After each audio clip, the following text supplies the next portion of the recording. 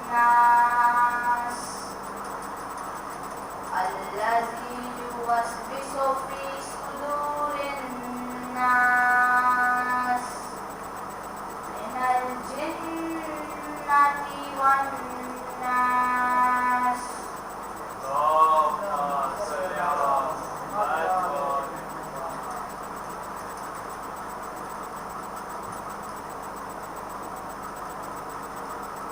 بسم الله الرحمن الرحيم.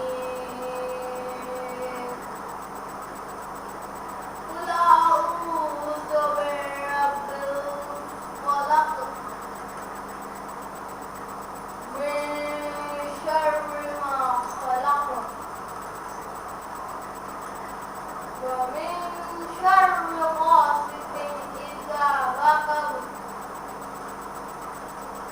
ومن شر النفاثات في العقد ومن شر حاسد إذا حسد. صدق الله العظيم العظيم.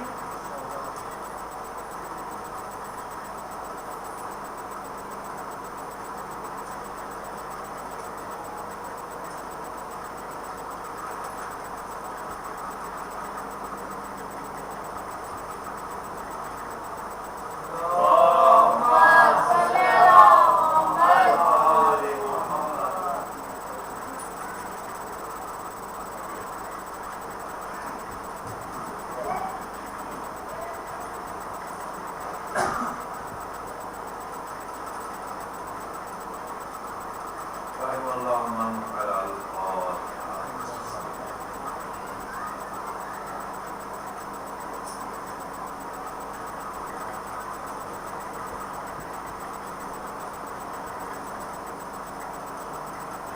لا حول ولا قوة إلا بالله العظيم. أعوذ بالله من الشيطان الرجيم. بسم الله الرحمن الرحيم.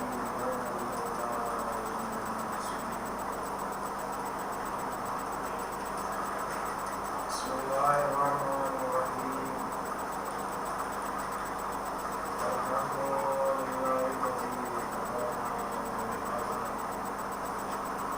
وما كنا لنهتدي لولا أن هدانا لقد جاءت رسل ربنا بالحق.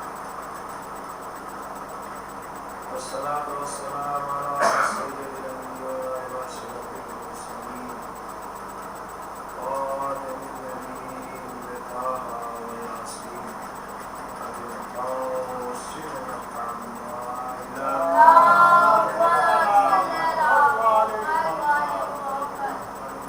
ثم الصلاة على أهل بيته الطيبين الطاهرين المعصومين والمطهرين المنتهين المزمومين والغيبين العالمين الذين أنهى الله عنهم الرجس وطهر حرماته.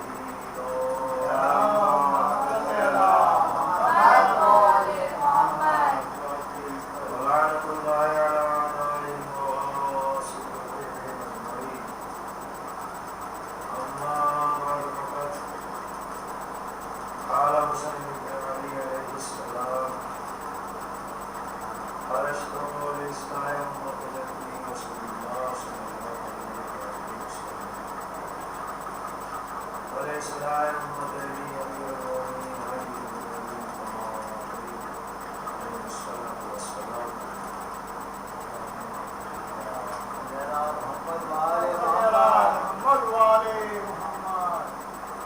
قدس الإله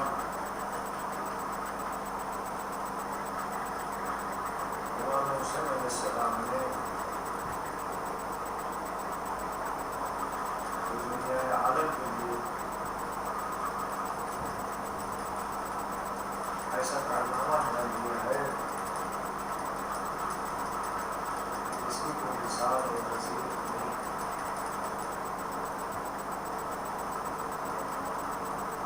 امام حسین علیہ السلام کیا کریں؟ وہ کام کسی ایک شہر والے کے لیے یا کسی ایک ملک کے لیے یا کسی ایک دین کے لیے یا کسی ایک مذہب کے لیے نہیں، بلکہ امام حسین علیہ السلام نے جو کام کیا وہ فکر بشری سے مانا تھا۔ کربلا سے پہلے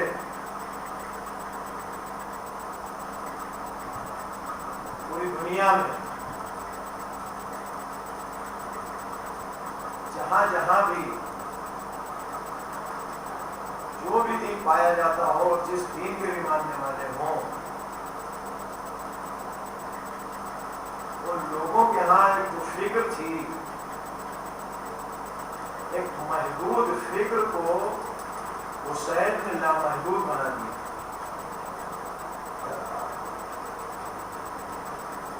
اس سے پہلے فکر یہ تھی کہ جب بھی کسی شخص کے اوپر کوئی ظلم ہوتا تھا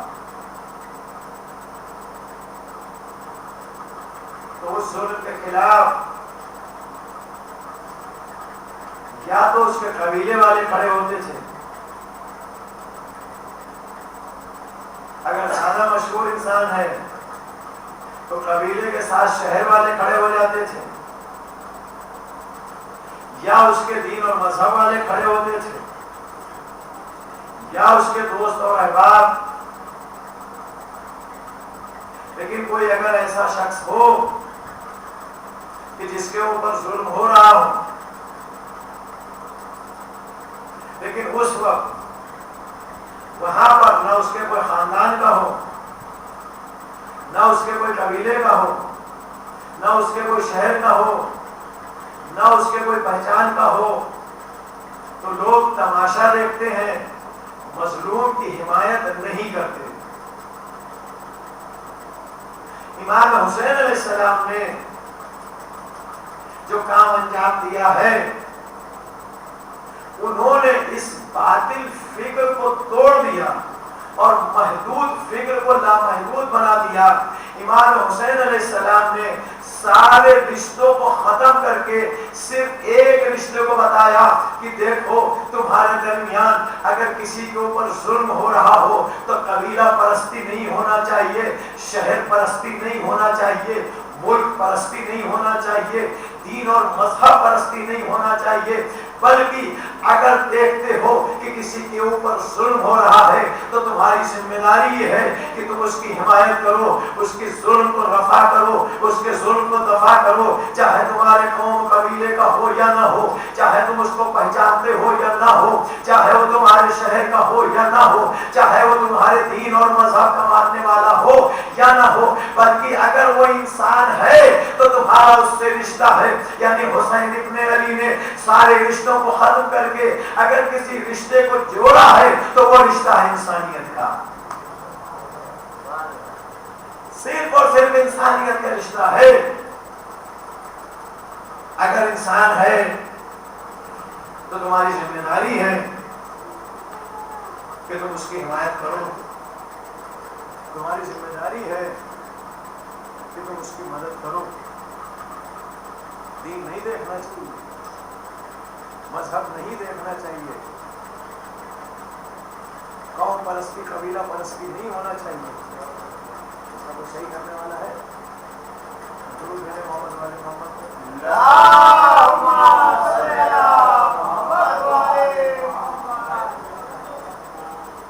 کوئی بھی رشتہ ہو، رشتوں کی بنیاد کے اوپر مظلومیت کی حمایت نہیں کی جاتی۔ سارے رشتوں کو بلا کے ایک انسانیت کا رشتہ ہونا چاہیے کہ کوئی بھی انسان ہو، کسی جگہ پر ہو، چاہے آپ جانتے ہو یا نہ جانتے ہو، آپ سے اس کا کوئی رشتہ ہو یا نہ ہو، لیکن اگر کسی انسان کے اوپر ظلم ہو رہا ہے تو آپ اس کی حمایت کریں۔ یہ امام حسین علیہ السلام نے کربلا کے میدان میں ایک اہم درس کیا۔ اس سے پہلے جو کچھ عرب میں اور دنیا میں دستورات تھے، کربلا کے بعد کافی دستورات کو بدلنا پڑا۔ میں نے دیکھا بڑے بڑے انقلاب آئے اور ان انقلابوں نے زیادہ سے زیادہ ایک شہر کو بچایا، بہت بڑا انقلاب ہوا تو کسی ایک ملک کو بچایا، کسی ایک قبیلے والوں کو بچایا، کسی ایک مخصوص بستی والوں کو بچایا، کسی مخصوص فرقے کے لوگوں کو، کسی مخصوص مذہب والوں کو بچایا۔ لیکن میں نے نہیں دیکھا حضرت آدم سے لے کر ابھی تک کوئی اتنا بڑا انقلاب آیا ہو کہ جس نے دنیا کی انسانیت کو بچایا۔ اس لیے کہ یزید نے جو رسم الرسومات اور جو اخلاق و کردار اس نے اپنا پیش کیا تھا، اس کی وجہ سے دوسرے لوگوں میں ایک حوصلہ پیدا ہو گیا کہ جب ہمارا حاکم اتنا فاجر ہے، فاسق ہے، تو پھر اس کے ماننے والے کیسے ہوں گے، اس کے قوم والے کیسے ہوں گے، اس کی رعایا کیسی ہوگی؟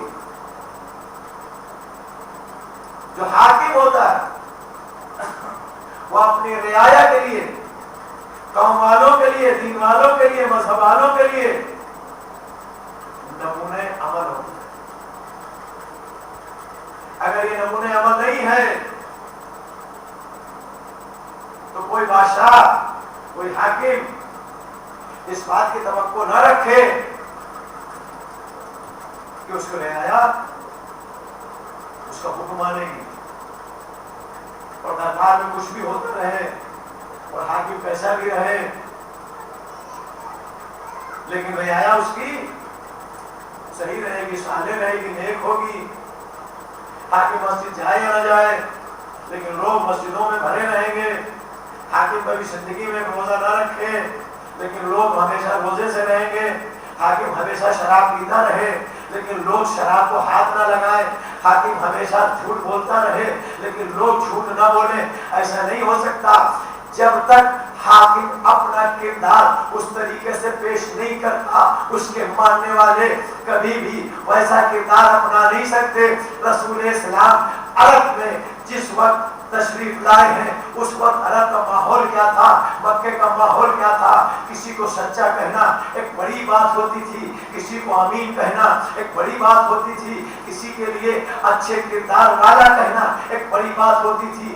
ایسے گندے ماحول میں، ایسے خراب ماحول میں رسول اسلام جب آئے ہیں تو رسول اسلام نے یہ آرڈر نہیں دیا تھا، حکم نہیں دیا تھا کہ تم سب کے سب سچ بولنے لگو، تم سب کے سب امانت داری کرنے لگو، تم سب کے سب دیندار ہو جاؤ، بلکہ رسول اسلام نے پہلے 40 سال تک لوگوں کے بیچ میں سچ بول کے دکھایا، امانت داری کر کے دکھائی۔ جب لوگوں نے یہ دیکھا کہ ہم میں سے یہ نہیں ہے، اس کا کردار، اس کا اخلاق، اس کا رہن، اس کا صحن، اس کی گفتگو ہم سے کچھ الگ ہے، تب لوگوں نے دیکھا کہ نہیں، ہم ہمیشہ جھوٹ بولتے ہیں، یہ ہمیشہ سچ بولتا رہا، ہم صادق نہیں ہو سکتے ہیں۔ یہ صادق ہو سکتا ہے جب سارے مکے والوں نے ایک زبان مل کر رسول اسلام کو یہ کہا کہ یہی صادق ہو سکتا ہے، یہی سچا ہو سکتا ہے۔ اگر کسی کو سچا کہا جائے تو اس سے بڑا کوئی سچا نہیں ہو سکتا، اگر کسی کو امانت دار کہا جائے تو اس سے بڑا امانت دار نہیں ہو سکتا۔ معلوم یہ ہوا اپنے کردار سے تبلیغ کی جاتی ہے، زبان سے نہیں ہوتی۔ ایک بار بولو میرے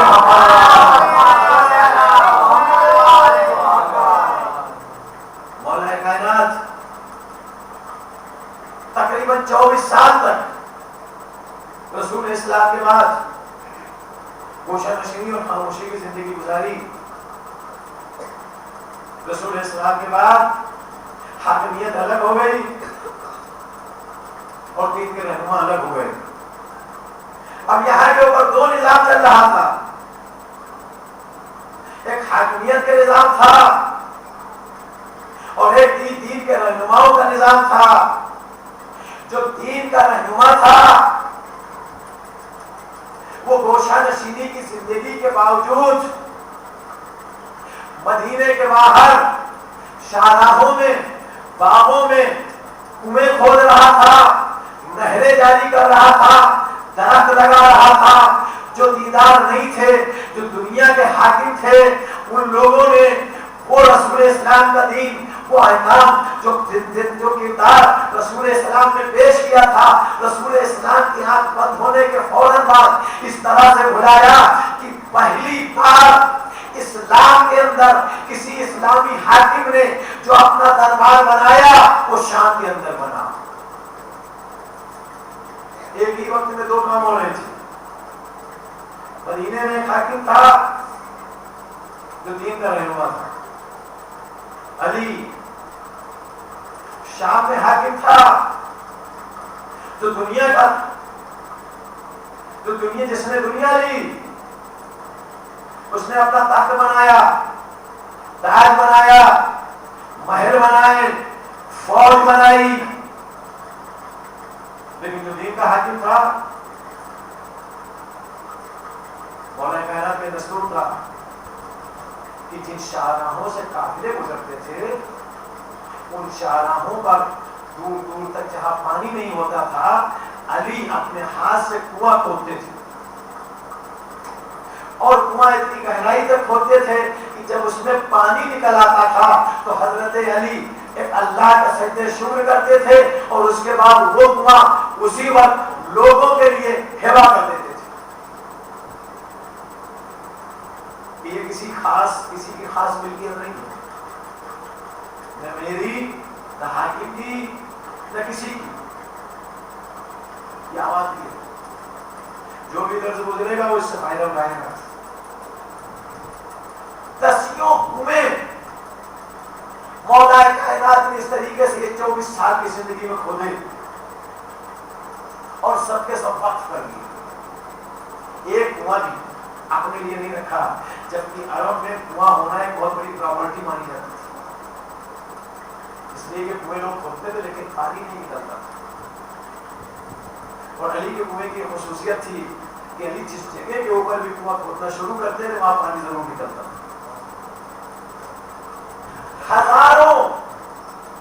ہزاروں کھجور اور خرمے کے درخت لگائے علی نے شاہراہوں پر,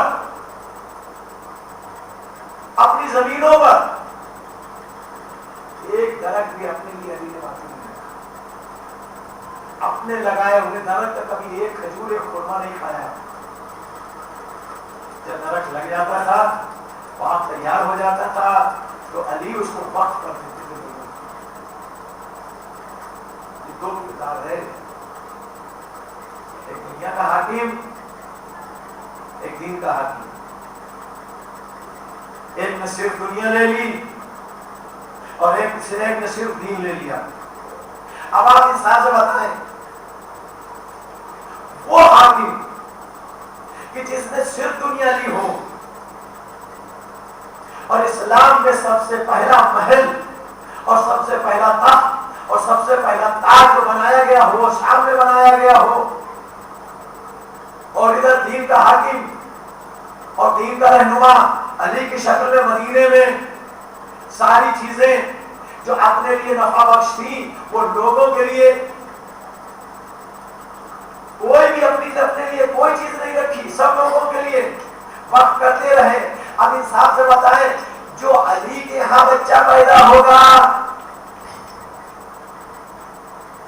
اور جس کی تربیت علی کریں گے وہ کیسا ہوگا, جو اس شام کے دربار میں بچہ پیدا ہوگا اور وہاں جس کی تربیت ہوگی وہ کیسا ہوگا. تو ظاہر ہے کہ جس طریقے سے باپ ہوگا, جس طریقے سے خانوادہ ہوگا, جس طریقے سے اس کی تربیت کی جائے گی, بچوں کے اندر وہی صلاحیت آتی ہے. اگر حسین ابن علی معصوم نہ بھی ہوتے, میں کہنے مقصد نہیں کہ معصوم نہیں, معصوم نہ بھی ہوتے تو بھی وہ بچہ کہ جو علی کے آغوش میں آئے, علی کی تربیت حاصل کرے, وہ بڑا ہو کر حاکم شام کی طرح نہیں ہوگا بلکہ بڑا ہو کر اپنے بابا علی کی طرح ہوگا، رسول اللہ کی طرح ہوگا.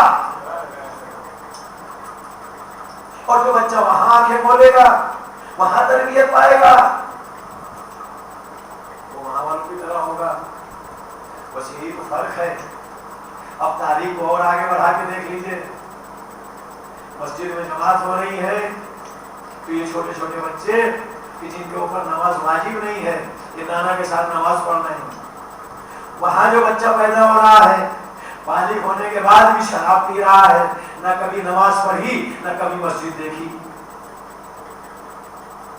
اب اگر یہ حاکم بنے گا تو نظام کیا ہوگا؟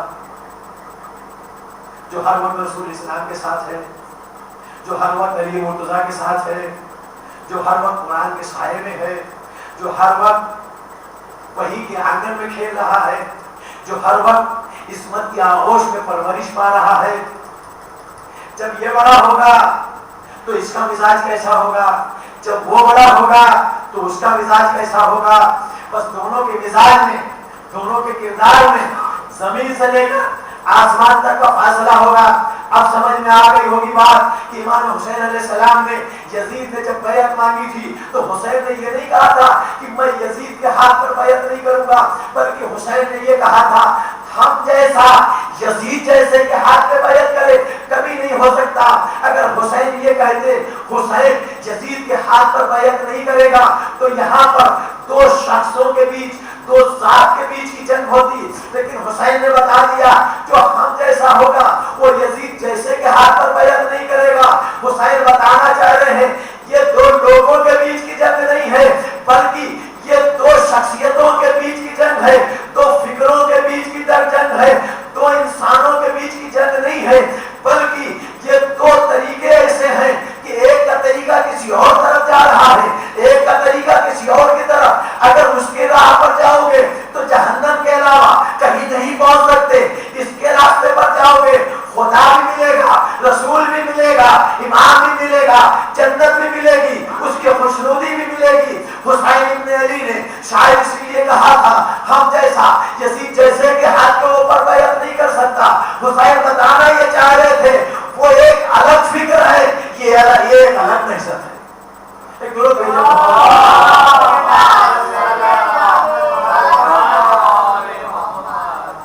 یہاں پر دو فکریں تھیں، دو اصول تھے، دو قاعدے تھے، دو نظریے تھے. وہاں کے اوپر صرف دنیا ہے اور دنیا داری، یہاں کے اوپر صرف پتہ ہے اور دین. اور جس کی نظر میں صرف دنیا رہتی ہے بڑا بزدل ہوتا ہے. جس کی نظر میں اللہ اور دین رہتا ہے بڑا بہادر ہوتا ہے. یہ بہادری یہ بازوؤں کی طاقت سے نہیں آتی، یہ شجاعت جسم کی طاقت سے نہیں آتی. یہ شجاعت اور بہادری حوصلے سے ملتی ہے. یہ شجاعت اور بہادری خدا کی طرف سے ملتی ہے جو ہمیشہ خدا کو مد نظر رکھے گا ہزاروں کے لشکر میں تنہا نہیں جائے گا. اور جس کے اندر دنیا کا لالچ ہوگا تو ظاہر اس کا نظریہ کیا ہے؟ زندہ ہے تو سب کچھ اور مرے گئے تو کچھ نہیں. جنگ جمل میں جب دونوں طرف کی سبیں آراستہ ہو گئی، جنگ شروع ہونے سے پہلے مولا کائنات نے ایک مرتبہ آواز دی کہ دیکھو ہم کبھی یہ نہیں چاہتے کہ ادھر کا مسلمان مارا جائے یا ادھر کا مسلمان مارا جائے. تم میں سے جو بھی اس پورے لشکر کو ڈیل کر رہا ہو، بہار کر رہا ہو، سنبھال رہا ہو، جو اپنے کو سردار سمجھتا ہو وہ باہر نکل کے آئے، میرا اس کا مقابلہ ہو. اگر میں مارا جاتا ہوں فتح اس کی، وہ مارا جاتا ہے فتح ہماری.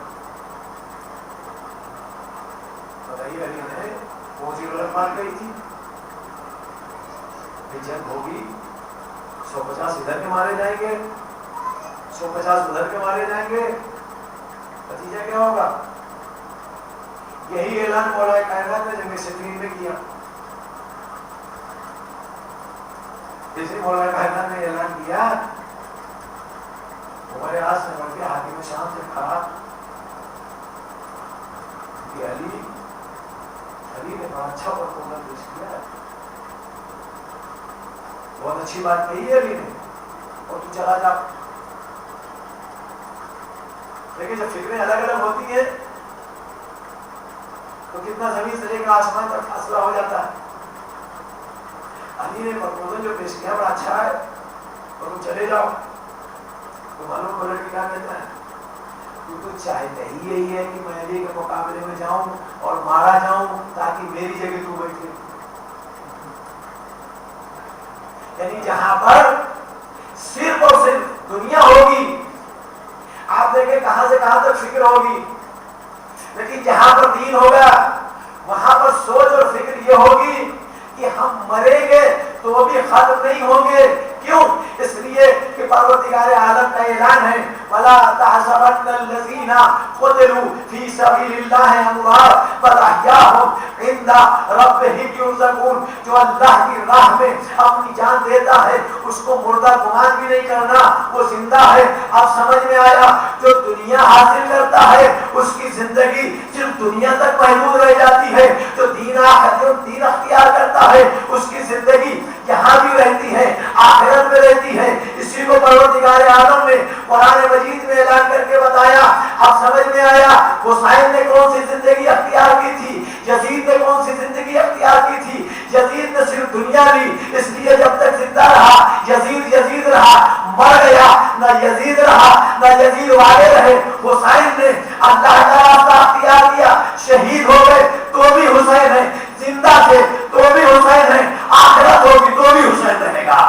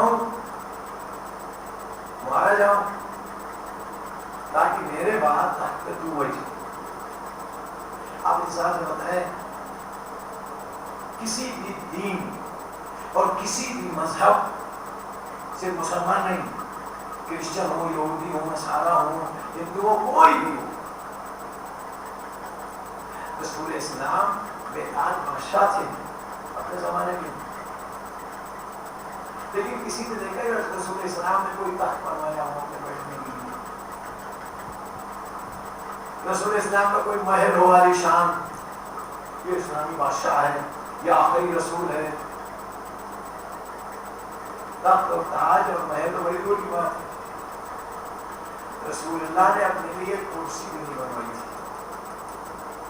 جو آج کرسی کی بڑی جنگ ہوتی ہے، کروڑوں روپے خرچ کیے جاتے ہیں کرسی حاصل کرنے کے لیے،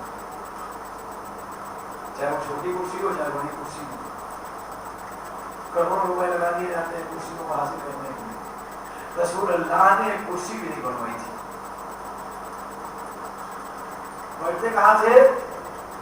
مسجد میں، چٹائی کے اوپر، حسین کی چٹائی. حسین یعنی کھجور. پہلے زمانے میں ابھی بھی دیہاتوں میں آگ میں جو چٹائیاں بچھی ہوتی ہیں یہ نہیں بلکہ وہ کھجور کی پتوں کی چٹائیاں بنی ہوتی ہیں. اس کی لائف بھی زیادہ ہوتی ہے، آج بھی موجود ہے. پتا نہیں اس وقت اتنی اچھی چٹائیاں بنی جا رہی تھی، لیکن کھجور کی چٹائیاں. رسول اسلام نے ہمیشہ پوری زندگی اسی کھجور کی چٹائی کے اوپر مسجد میں گزار دی. کبھی ایک اچھا اپنے لیے فرش نہیں بنوایا، ایک کوئی کرسی نہیں بنوائی کہ جب رسول اللہ تبلیغ کریں، خطاب کریں، مجلس پڑھیں، خطبہ دیں تو کرسی کو اوپر بیٹھ جائیں. ویسے جمعے کے لیے شرط ہے نا کہ کھڑے ہو کے بات بولیں، باقی جگہوں میں تو شرط نہیں ہے. تو رسول اللہ جب احکام مسجدوں میں بیان کرتے تھے نماز کے بعد تو ایک کرسی ہونا چاہیے جس میں رسول اللہ کرسی پہ بیٹھ جاتے اور تھکتے بھی نہیں، آرام سے بیان کرتے، تھوڑا بلندی بھی ہو جاتی. لیکن رسول اسلام نے نہ تاج بنوایا، نہ تخت بنوایا، نہ کرسی بنوائی. یہاں تک گھر بھی رسول اسلام کا ان صحابیوں یا ان انصار کے طریقے سے گھر تھا جو سب سے زیادہ غریب تھے. رسول اسلام نے اپنا گھر بھی کوئی عالیشان نہیں بنوایا.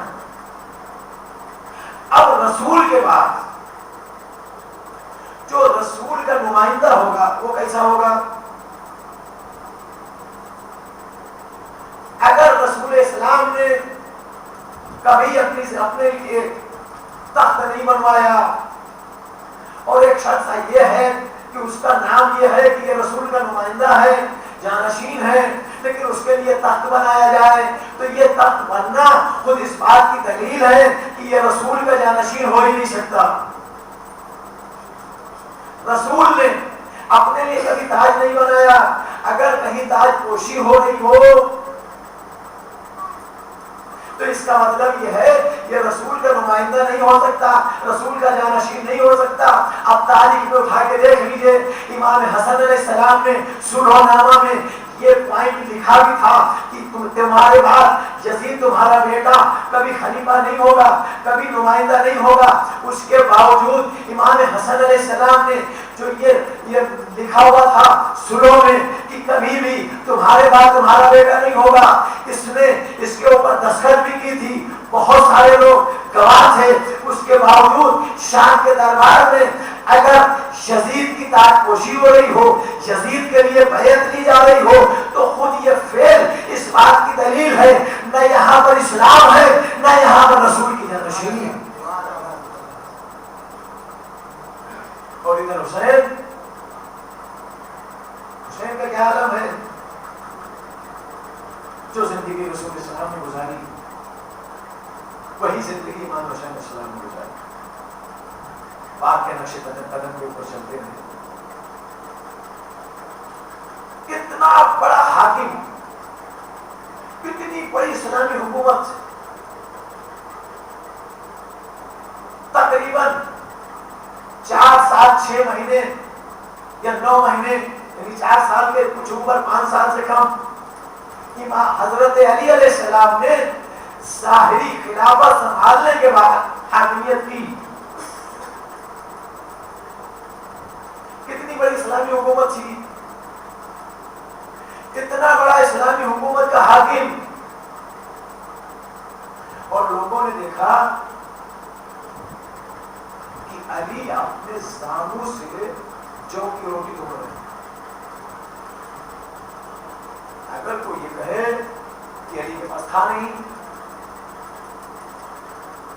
تو میرا خیال میں اس سے بڑا بیوقوف کوئی نہیں ہے. اس لیے کہ جو اتنی بڑی حکومت کا مالک ہو کہ جہاں کے اوپر ساری حکومت سے خلا جا رہا ہو اور بیت المال اس کے بعد بیت المال کا مالک ہو اور سارے لوگوں کے بیچ میں وہ بیت المال تقسیم کر رہا ہو، کچھ بھی بیت المال سے لے لیتے دوسرے لوگوں کی طرح. لوگ اتنے بڑے بڑے غنی ہو گئے تھے اسی بیت المال کی بنا پر. تاریخ میں لکھا ہے 70 اونٹوں پر ان کے خزانے کی چابیاں چلتی تھیں. یہ وہی بیت المال تھا کہ جو علی کے پاس تھا، یہ وہی بیت المال تھا کہ جس کے اوپر علی بھی حاکمیت رکھتے تھے. علی سے پہلے یہ بیت المال اتنا بڑا تھا، اتنا بھرا تھا کہ 70 اونٹوں پر اسی بیت المال کی چابیاں چلتی تھی. وہی بیت المال جب علی کے ہاتھ میں آیا تو شام کو سورج ڈوبنے سے پہلے اسی بیت المال میں علی اپنے ہاتھ سے جھاڑو لگا رہے ہیں اور جھاڑو لگا کر 2 رکعت نماز شکرانے کی پڑھی. لوگوں نے پوچھا کہ علی یہ کیا کر رہے ہو؟ کہا یہ نماز شکرانے کی اس لیے ہے کہ جن کا مال تھا ان تک پہنچ گیا. اب سمجھ میں آیا کیریکٹر آپ پہچانیے، کردار پہچانیے. علی اس کا نام ہے کہ جس کا مال ہو اس تک پہنچا دے، غنی اس کو کہتے ہیں سارے کا مال رکھ کے اتنا مال جمع کرے کہ بیت المال کی چابیاں 70 روپوں پہ چلنے لگیں۔ ایک بار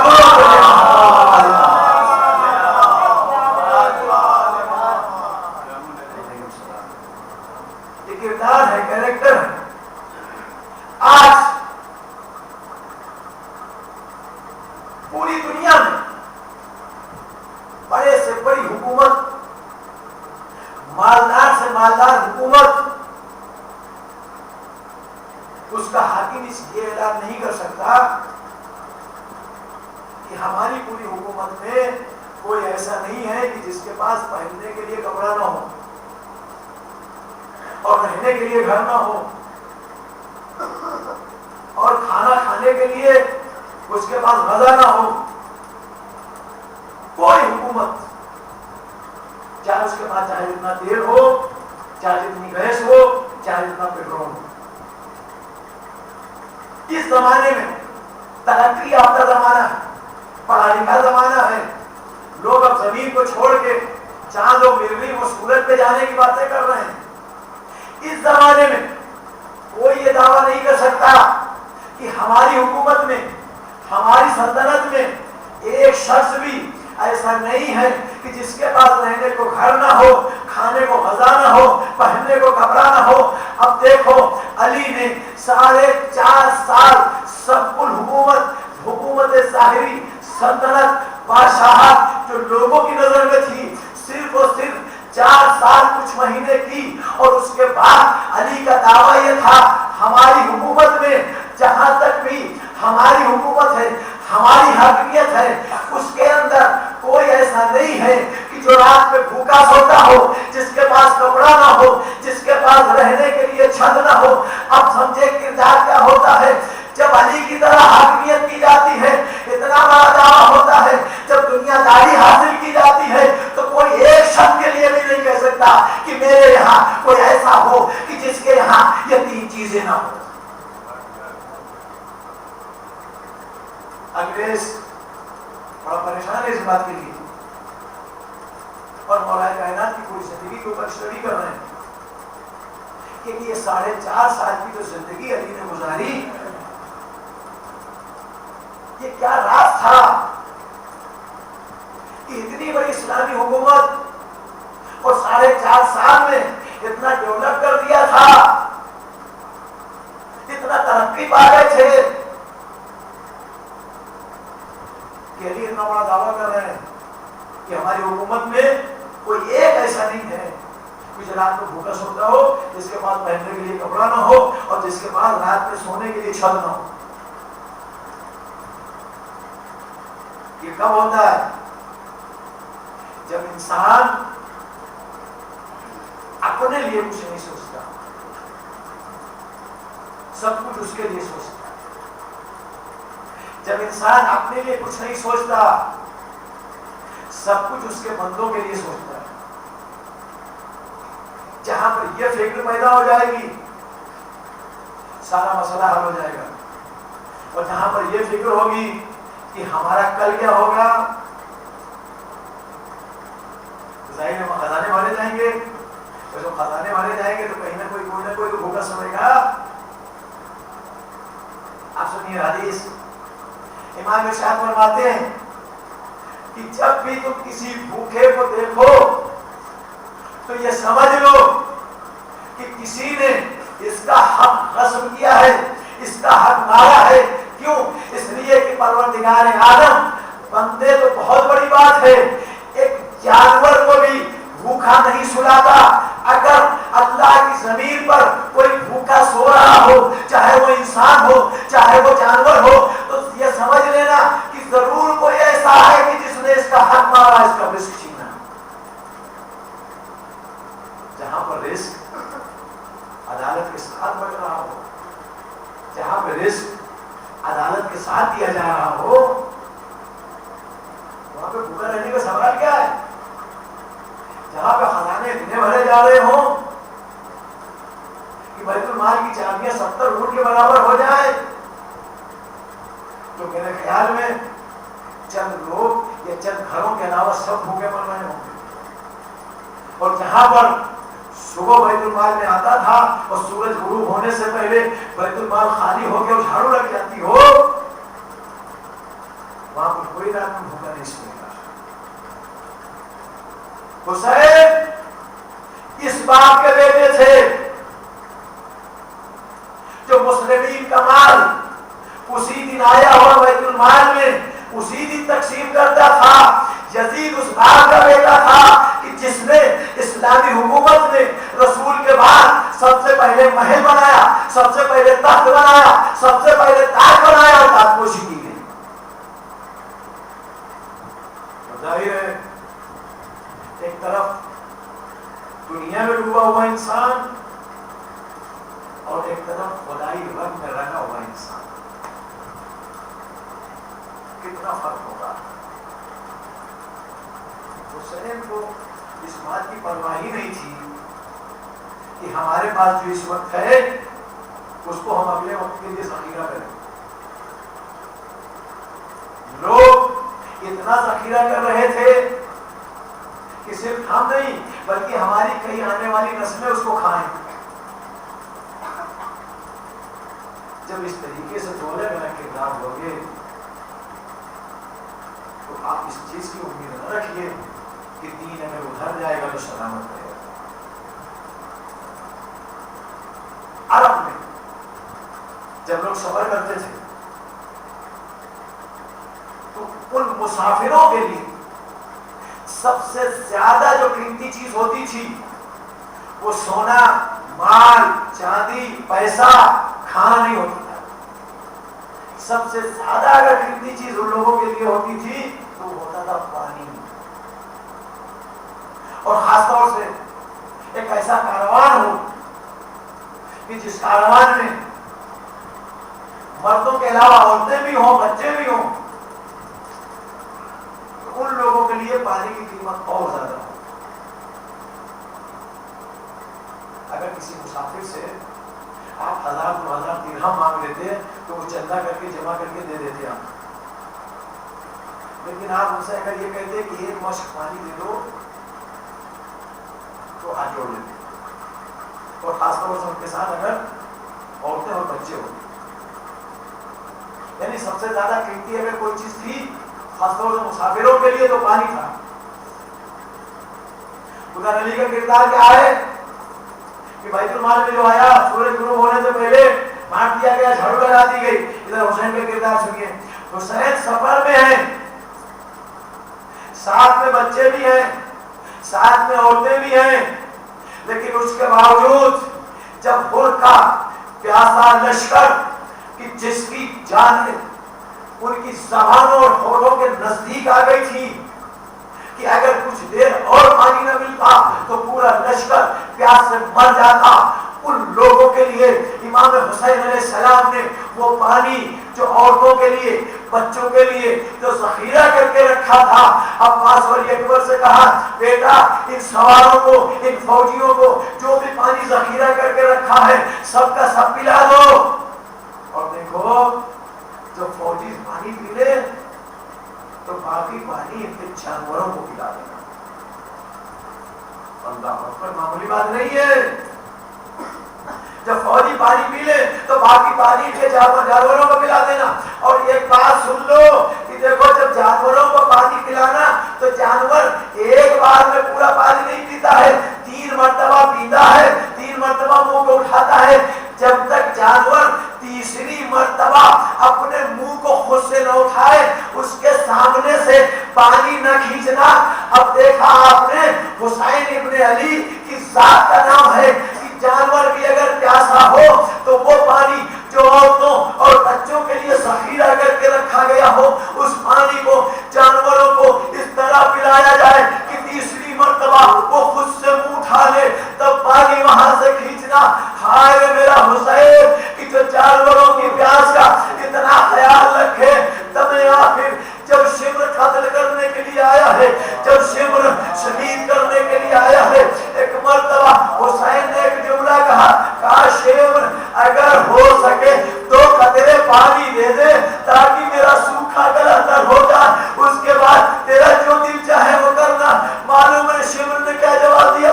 شمر کہتا ہے اے حسین اگر ساری دنیا پانی پانی ہو جائے پھر بھی تم کو ایک قطرہ پانی نہیں دیں گے. میں کہوں گا ہائے میرے حسین کی مظلومیت کہ جس پانی کو جانور پیے، جس پانی کو سوار پیے، جس پانی کو ناکے اور گھوڑے پیے، کسی کے اوپر پابندی نہ ہو. ہائے زہرا کربلا کے میدان میں 3 شب و روز کا 2 قطرے پانی مانگے تو اشقیا پانی نہ دے. میں کہوں گا حسین جب ان لوگوں نے چشمائے علی اصغر کو پانی نہ دیا تو آپ کو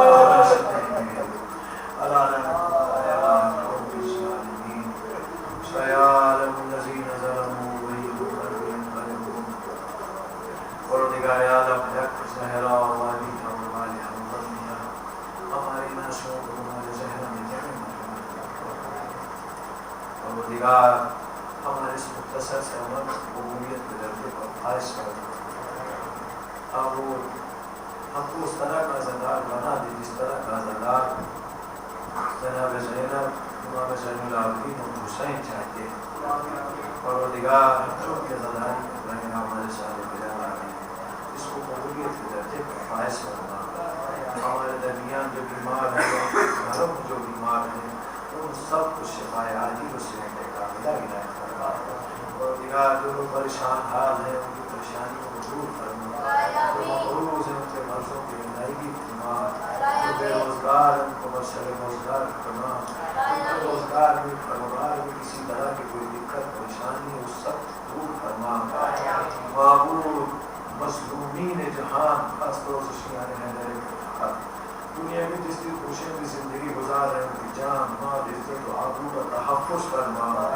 پروردگار ظالمین جہان امریکہ اسرائیل داعش ان کے معاونین کو نشت و نابود فرما. ہمارے ایمان کے ظہور میں تاجیل عنایت فرما. ہم کو توفیق دے کہ ان کے آبان مسائل شمار ہو سکے. وَتَقَبَّلْ مِنَّا إِنَّكَ أَنْتَ السَّمِيعُ الْعَلِيمُ.